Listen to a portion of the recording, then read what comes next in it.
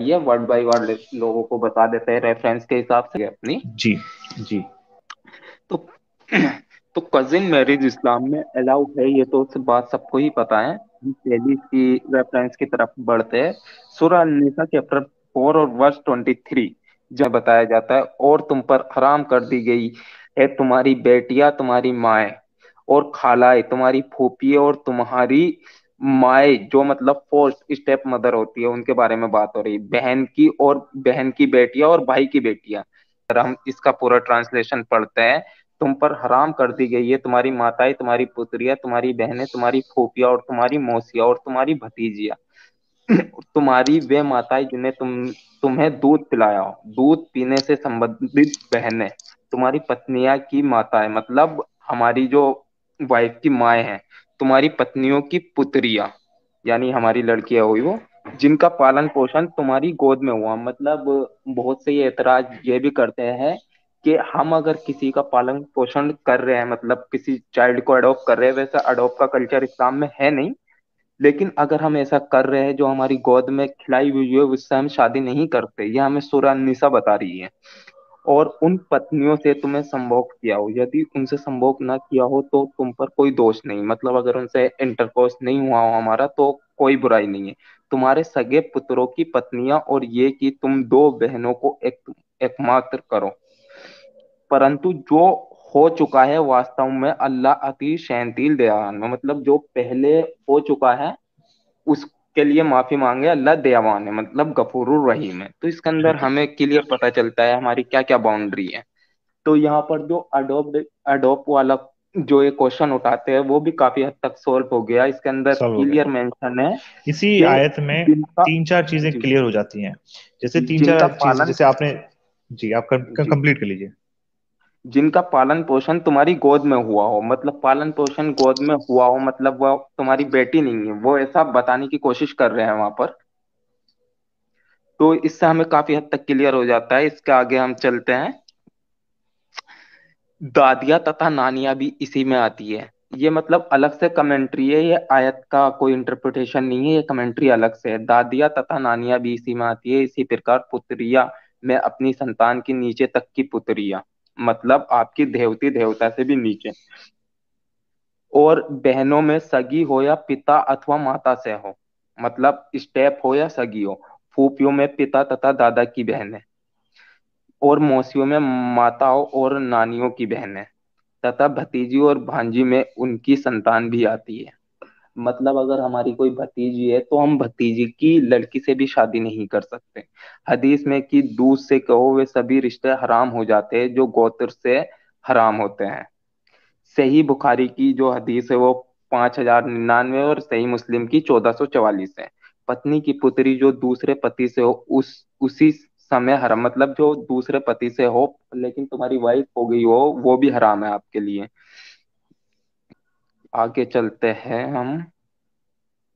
अब हम यहाँ देखते हैं तो लॉर्ड कृष्णा ने भी, अपनी आमिर भाई ने भी इसके बारे में एक्सप्लेन किया था। आप पढ़ ही सकते हैं कि लॉर्ड कृष्णा ने भी अपनी कजिन से शादी की थी। इसके बारे में ये एतराज कभी नहीं करेंगे। और यहाँ पर ये सब आप पढ़ सकते हैं। ये सब आयत का ही वो है, इंटरप्रिटेशन आयत की। और कॉमन है जहाँ कई लड़कियों की शादी अपने मामा से होती है। कई स्टेट्स में 33% महिलाओं की शादी अपने रिलेटिव्स के साथ होती है। इस चीज की तीन पॉसिबल एक्सप्लेनेशंस हैं। पहला कि इतिहास में साउथ इंडिया के कई गांवों में लोग नदी से पार करके किसी से शादी करते नहीं थे। नदी की बाउंड्री एक लक्ष्मण रेखा की तरह मानी जाती थी उनके लिए। दूसरा कारण है कि लोग ये कजन मैरिजेस करते हैं जिससे उनकी जायदाद उनके परिवार में ही रहे। और तीसरा कारण है कि कई लोग ये मानते हैं कि अपने परिवार में शादी करने से उनकी बेटी सेफ रहेगी। जी, तो यही वो पॉइंट है जो मैंने आपको उठाया बताया है कि इसका जो मकसद है ना, यहाँ पे फ्रेंकली हम बता दें कि आपको एक ऐसा हम समाज देना चाहते हैं, क्योंकि हर एक इंडिविजुअल को एक पार्टनर की जरूरत होती है। तो इस्लाम ये बोलता है कि आपको हम एक पार्टनर, अगर आपके पास कोई नहीं मिलता तो एक ऑप्शन हम आपको देते हैं ताकि आप जिनाखोरी से बचें और आप यहाँ वहाँ जो बदकारी करते हैं उससे बचें। एक बहुत अच्छा ऑप्शन है। अब मैं आपको एक फैक्ट बताता हूँ आपको कि अगर आप देखेंगे कि ज्यादातर आप देखेंगे हिंदू सनातन धर्म में ज्यादातर आपको दिखेंगे लड़कियां जो है कवारी दिखेंगी, या उनकी जो लड़कों की जो शादी होती है वो काफी काफी लंबे टाइम तक आपको दिखती है, ये नहीं होती है। क्यों? क्योंकि उनके गोत्र नहीं मिल रहे होते हैं, या फिर उनके वो दिखते हैं कि हमारे परिवार के निकल आए। इस वजह से क्या होता है कि लड़कियां जो है या लड़के जो है कवारे रह जाते हैं, जिसकी वजह से क्या होता है कि उनकी पर्टिकुलर एज में शादी नहीं होने की वजह से उनके पास रिश्ते आने कम हो जाते हैं। एक सिंपल सा फैक्ट है, मैं आपको बताता हूँ। इंसान की जिंदगी, अगर आप मेडिकल और एडवांस साइंस को हटा दें, तो मैक्सिमम 40 साल से ज्यादा नहीं हो सकती, क्योंकि आपको इतनी बीमारियां घेर लेती हैं, ऐसी हरकतें करने लगेंगे जिस वजह से एक समाज का जो स्ट्रक्चर है वो खराब हो जाएगा। तो इस्लाम उस स्ट्रक्चर को खत्म खराब होने से बचाता है। बहुत सिंपल सा कॉन्सेप्ट है कि भाई एक पर्टिकुलर एज में अगर आप शादी कर लेते हैं, तो मतलब आप देखिए ना इसको समझने के लिए कि अगर आप एक पर्टिकुलर एज के बाद शादी नहीं करते, अब मान लीजिए कोई 30 साल की लड़की है, कुंवारी है, तो अगर उससे कोई शादी करने आता है, मान लीजिए कोई लड़का है, ऐसे शादी करना चाहता है, तो आप देखेंगे कि अगर 30 साल की उम्र तक काफी लड़के जो है शादीशुदा हो जाते हैं। पर अगर मान लीजिए कोई लड़की 30 साल की उम्र में उसकी शादी नहीं होती है, और अब वो लड़का ढूंढ रही है, तो उसकी एज के लड़के हो सकता है कि उन्होंने शादी कर ली। अगर उसके एज के लड़के भी होंगे, तो वो अपने सेम एज के लड़कों से लड़की से शादी नहीं करेगी, क्योंकि लड़के जो है, आपने देखा होगा मोस्टली, आप अपनी मम्मी पापा की भी एज का डिफरेंस देख लेना, हमेशा लड़की की एज हमेशा आपको ज्यादा मिलेगी, क्योंकि लड़का हमेशा अपनी उम्र से छोटी लड़की से शादी करना चाहता है। और ये फैक्ट है, आप इसे इग्नोर नहीं कर सकते।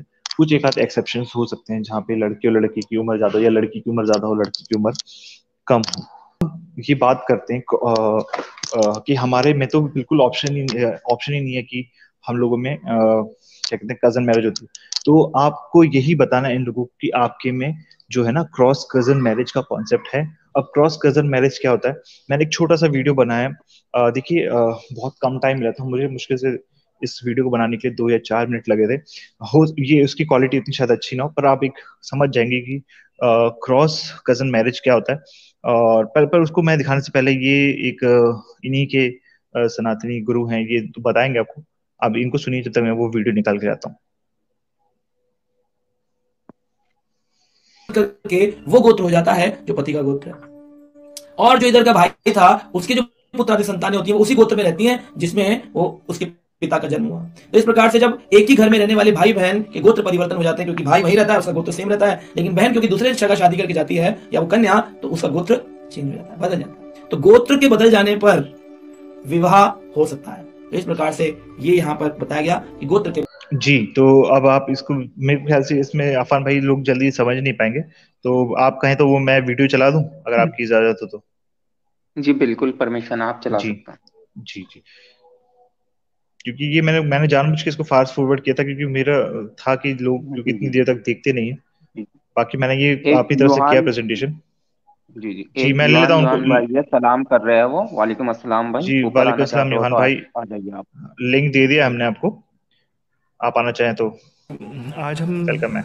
देखते हैं कि क्रॉस कज़न मैरिज क्या होता है। मैं इसको समझाने के लिए पेन और पेपर का यूज़ कर रहा हूँ।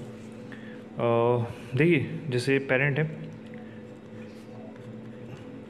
एम फॉर मैं यहाँ पे फादर के लिए यूज़ कर रहा हूँ, एफ फीमेल फॉर मैं मदर के लिए यानी फीमेल, और ये मेल। ये दोनों पेरेंट है। एक हाइपोथेसिस समझते हैं कि इनसे 2 बच्चे होते हैं, एक लड़का होता है और एक, अगर आप देख पा रहे हैं तो ये एक लड़की है। ठीक है, अभी इन सब का गोत्र एक है।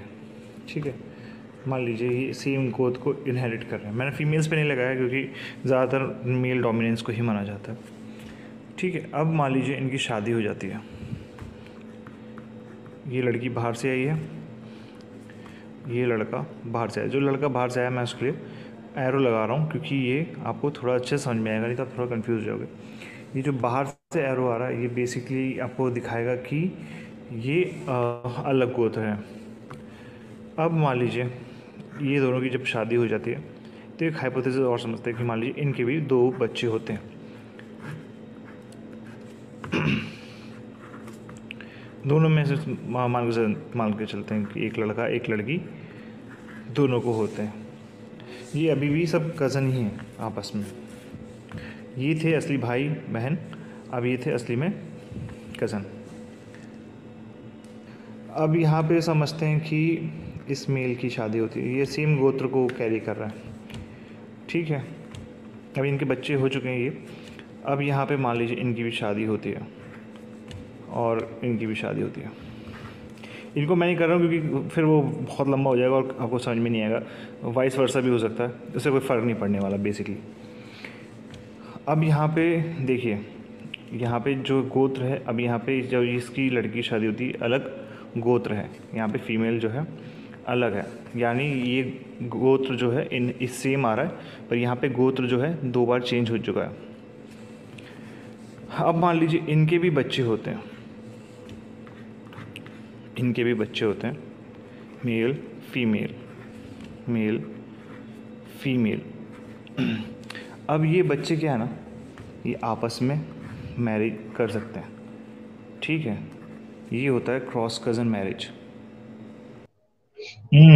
तो अफान भाई क्या कहिएगा, क्या जी कहिएगा? अब आप बताएं, अब आपके लिए है पूरा, अब आप बोलते जाइए यहाँ से। जी शकील भाई, काफी अच्छी आपकी प्रेजेंटेशन थी, माशाल्लाह आपने बहुत अच्छा एक्सप्लेन किया। अगर हिंदुओं में खुद कजन मैरिज है और ये हमारे ऊपर एतराज करते हैं कजन मैरिज पर, तो मैं नहीं समझता इससे बड़ा जोक कोई और होगा, जो खुद उसी काम को करते हैं और वो हम पर एतराज करते हैं। और दूसरी बात रही कजन मैरिज पर, जो सूरह निसा के चैप्टर 4 की वर्ड 23 हमने पढ़ी, उसके अंदर हमें क्लियर ये पता चला कि उसके अंदर सेम ब्लड से शादी अलाउ नहीं है, नहीं सेम ब्लड रिलेशन से शादी अलाउ नहीं है। सपोज करिए अगर उस हमारे मामा की लड़की है और उससे हमारी शादी होती है, तो वो हमारा सेम ब्लड नहीं माना जाता, वो हमारा, जो आपने वीडियो प्ले करी उनके हिसाब से भी वो दूसरा गोत्र है। तो हम्म अगर ऐसे में उस अपनी कजन से शादी करते हैं तो उसमें बुराई क्या है? मैं इन इस्लामोफोब से ये पूछना चाहता हूँ कि उसमें बुराई क्या है। और दूसरी चीज, हमारे रिलीजन में हमें हर चीज डिटेल में बताइए कि आपको क्या करना है क्या नहीं करना। तो मैं पूछना चाहता हूँ, क्या आपकी कोई सी स्क्रिप्चर में बताया गया है कि आप कजन मैरिज कर सकते हैं या नहीं? जहां तक मैंने इनकी स्क्रिप्चर पढ़ी है कहीं मेंशन नहीं है। ये सिर्फ एक ट्रेडिशन चलाते हैं, उसको अपना धर्म का पार्ट मानते हैं। तो ये इन लोगों की गलती है कि ये एक ट्रेडिशन को अपना धर्म का पार्ट मानते हैं। इसके अंदर, और मोस्टली हिंदुओं को तो उनके ही, हिंदू क्या किसी भी रिलीजन को अपने खुद आउन रिलीजन के बारे में पता नहीं रहता, लेकिन वो हमारे ऊपर एतराज करते हैं। ये सब एक, मेरे को लगता है सिर्फ एक प्रोपेगेंडा इस्लाम के खिलाफ चलाते हैं, इसलिए ये ऐसी नॉनसेंस चीजें उठा कर लाते हैं। और दूसरी चीज, अगर हम अपनी कजन से शादी करते हैं, अपनी मतलब अपने किसी कजन से अपनी बेटी की शादी करते हैं, तो उसके अंदर हमें काफी सारे बेनिफिट भी है। मान लीजिए हम कोई अननोन पर्सन ढूंढते हैं और वो खराब निकल जाता है, फॉर एग्जाम्पल वो ड्रिंक करता है या कुछ भी करता है, इतनी इंफॉर्मेशन हमें नहीं मिल पाती, तो हमारी बच्ची की लाइफ भी खराब हो सकती है। नहीं, अगर हम अपनी किसी कजन से शादी करते हैं या अपने किसी भतीजे भांजे से शादी करते हैं, तो वहां पर हमें उसके बारे में सब कुछ पता भी होगा और उसके आदत अखलाक भी हमें पता होगा, तो ये शादी के सक्सेस होने के ज्यादा चांस होगा। तो आप बताइए शकील भाई।